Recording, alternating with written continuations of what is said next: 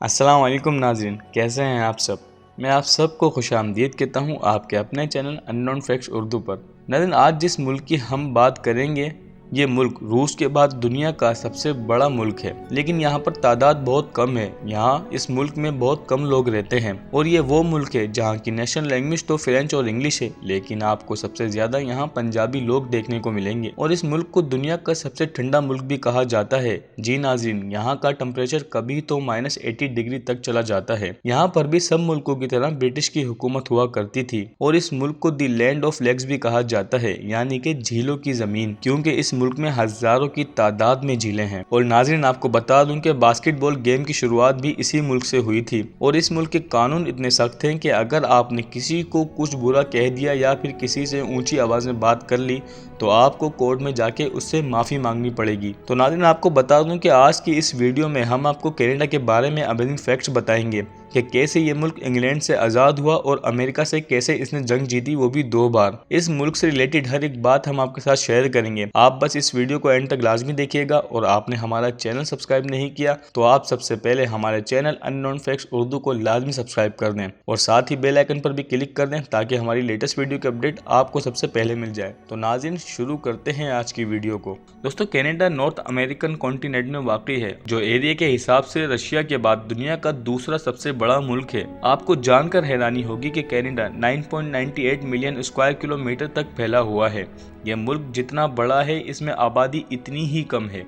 जी दोस्तों, इस मुल्क की कुल आबादी 3 करोड़ 70 लाख के आसपास है और आबादी के मामले में कनाडा का शुमार 39वें नंबर पर किया जाता है। आबादी कम होने की वजह से यहाँ की डेंसिटी भी बहुत कम है। आपको सिर्फ 4 लोग ही पर स्क्वायर किलोमीटर पर देखने को मिलते हैं और ये भी नॉर्थ अमेरिका के बाकी मुल्कों की तरह एक अर्बन कंट्री है, जिसके 82% लोग शहर में हैं और बाकी 18 गाँव में मुकीम हैं। और दोस्तों, कनाडा की कुल लैंड एरिया में से 30% हिस्सा जंगल से घिरा हुआ है।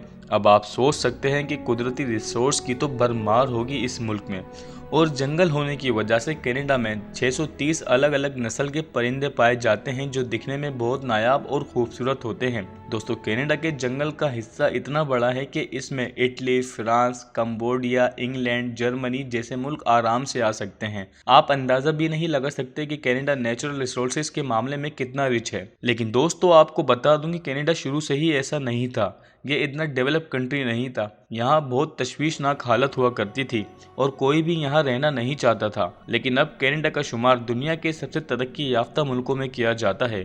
दोस्तों, कनाडा 1 जुलाई 1867 में एक मुल्क की शक्ल में आया था, जब ब्रिटिश हुकूमत ने नॉर्थ अमेरिकन एक्ट पास किया था। इससे पहले यहाँ कई अलग अलग मुल्कों की हुकूमत हुआ करती थी और हिस्ट्री की माने तो ब्रिटिश ने इस मुल्क को ही डेवलप किया था, लेकिन उसके साथ साथ अच्छी खासी लूट मार भी मचाई थी इस मुल्क में। वेल दोस्तों, ये बात तो आप जानते हैं कि आज अगर ब्रिटेन इतना अमीर है तो उसके पीछे की वजह जाहिर है।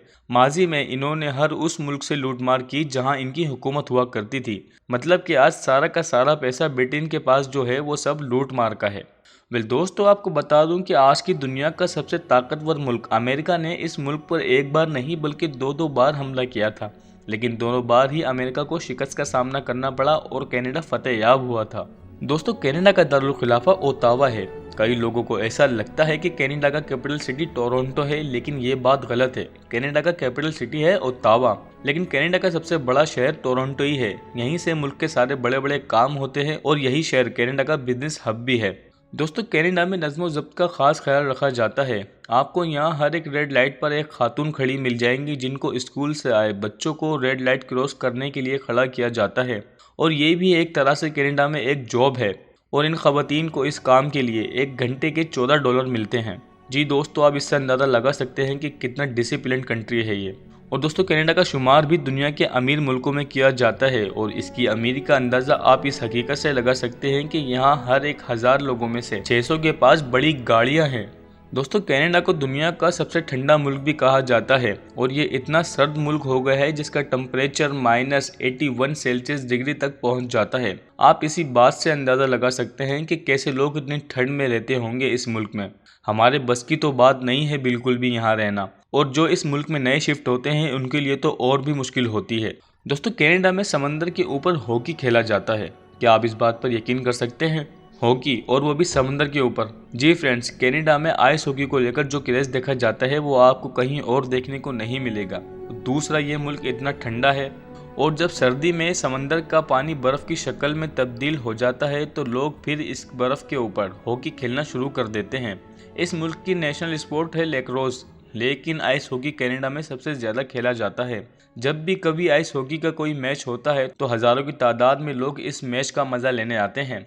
दोस्तों, जैसा कि मैंने आपको बताया कि इस मुल्क को द लैंड ऑफ लेक्स भी कहा जाता है, यानी कि झीलों की ज़मीन। वो इसलिए क्योंकि इस मुल्क में 3000 से ज़्यादा झीलें हैं जो बहुत ही खूबसूरत है। आपको हर थोड़ी दूर पर एक खूबसूरत झील नज़र आ जाएगी कनाडा में। और वैसे भी इस मुल्क में कुदरती खूबसूरती की कोई कमी नहीं है। और दोस्तों, साथ ही आपको ये बता दूं कि कनाडा दुनिया का दूसरा वो मुल्क भी है जहां तेल के ज़खायर सबसे ज़्यादा मौजूद हैं। पहले नंबर पर सऊदी अरेबिया है।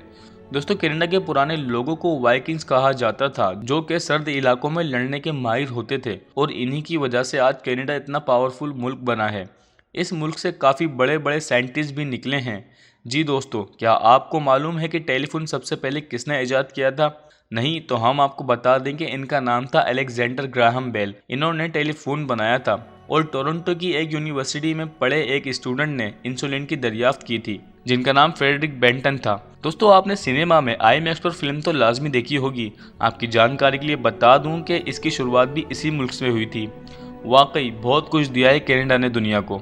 नाज़रीन, उम्मीद है आपको ये एपिसोड पसंद आया होगा। अगर आपको ये एपिसोड पसंद आया तो इसे लाइक करें, शेयर करें और हमारे चैनल अननोन फैक्ट उर्दू को लाजमी सब्सक्राइब करें। अब मिलते हैं ऐसी कोई दिलचस्प वीडियो में, तब तक के लिए अल्लाह हाफिज़।